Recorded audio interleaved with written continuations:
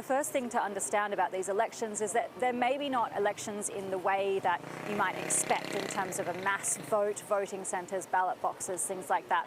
The way that the Syrian elections are being run at the moment with these particular governorates and also the rest of the country back in October is that the government appointed an electoral committee and then they chose among themselves candidates and then voted on them. So it's a much smaller, closed-door process during this transitional period for Syria. And so in terms of who was elected, we had two candidates for the town of Kobane, one Kurd and one Arab, three in Hasakah, one including the only woman who was elected. It's a Kurdish woman who is associated with the KNC, which was an opposition party. So they were opposed to the SDF, which was the party that ran northeastern Syria for the last few years, while it was kind of hived off from the rest of the country during the period of the civil war. But once the government launched that offensive back in January and the SDF collapsed, these areas came under government control, and that was when the electoral process was able to move forward so that the country can form a parliament. Now, many Kurdish parties criticise these elections. In fact, a number of them actually boycotted them. And so when you talk to